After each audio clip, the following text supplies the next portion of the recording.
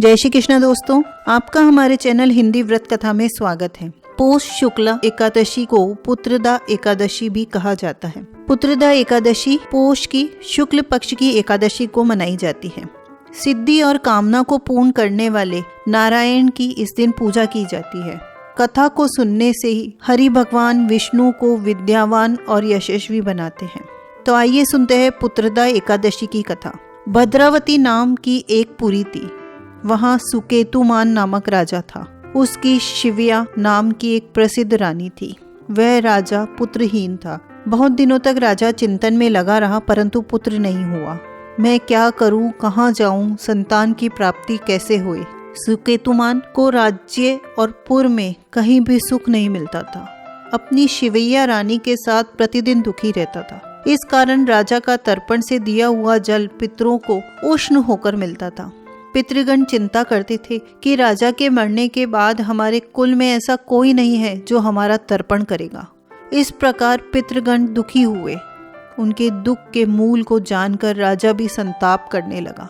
बंधु, मित्र, मंत्री, सुहृद, हाथी, घोड़े, पैदल आदि राजा को कुछ अच्छे नहीं लगते थे। वह मन में निराश हो गया।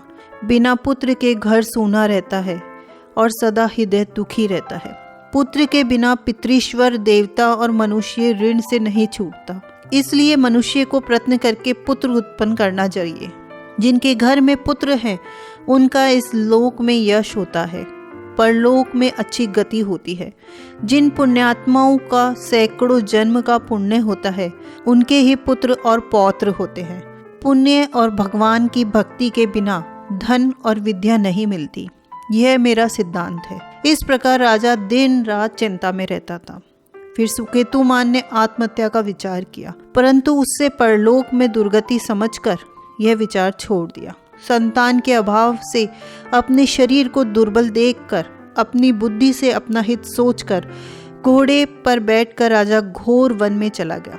पुरोहित आदि किसी को भी यह मालूम नहीं हुआ। मृग और पक्षियों से युक्त उस गंभीर वन में राजा वृक्षों का अवलोकन करता हुआ भ्रमण करने लगा। बड़, पीपल, बेल, खजूर, कटहल, मौलसिरी, सप्तपर्ण, कुकुम्भ, श्लेषात्मक, भिलाया, शल्लकी, करमर्द, गुलाब, खैर, शाक, ढाक ये सुंदर वृक्ष देखे। फिर राजा ने मृग, व्याघ्र, वाराह, सिंह, बंदर और बिल से निकले सर्प देखे। बच्चों समेत मतवाले जंगल हाथी, काले मृग, सियार, खरगोश, वन बिलाव, सेह, सुरही, गौ, हथिनियों का झुंड में 4 दांत के यूथुप हाथियों को राजा ने देखा। उनके बीच में भ्रमण करता हुआ राजा दुखी हुआ। कहीं शृगालों का, कहीं उल्लुओं का शब्द सुनकर राजा उन पक्षियों को देखते हुए वन में विचरने लगा। भूख प्यास से राजा का कंठ सूख गया। इधर उधर भ्रमित हुआ, चिंता करने लगा कि मैंने ऐसा कौन सा बुरा कर्म किया जिससे मुझे ऐसा दुख मिला। मैंने यज्ञ और पूजा से देवताओं को संतुष्ट किया, मिष्ठान भोजन तथा दक्षिणा देकर ब्राह्मणों को संतुष्ट किया, समय अनुसार प्रजा का पुत्र की तरह पालन किया। यह सब करने पर भी मुझको ऐसा कठिन दुख क्यों मिला। इस प्रकार चिंता करता हुआ आगे वन में आगे चला गया, जहाँ पुण्य के प्रभाव से कुमुदनी से सुशोभित मान सरोवर के समान एक सुंदर सरोवर सा दिखा।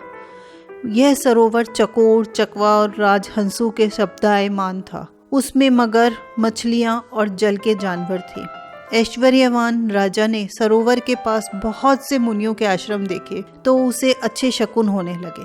राजा का दक्षिण नेत्र और दक्षिण हाथ फड़कने लगा। इन अंगों को फड़कना शुभ सूचक प्रतीत हुआ।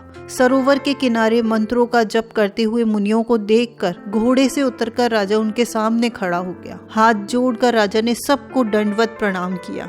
राजा को देखकर वे मुनीश्वर भी प्रसन्न होकर बोले कि हम आपसे प्रसन्न हैं। हे राजन, आपकी क्या इच्छा है सो कहिए। राजा बोला, हे तपस्वियों, आप कौन हैं और आपका क्या नाम है? आप यहाँ किस लिए आए हैं सो मुझसे कहिए। मुनि बोले, हम विश्व देवा हैं, स्नान करने के लिए यहाँ आए हैं। माघ का महीना निकट आ रहा है। आज से 5वें दिन माघ लग जाएगा। आज पौष शुक्ल की एकादशी है। यह एकादशी पुत्र की इच्छा करने वाले को पुत्र देती है।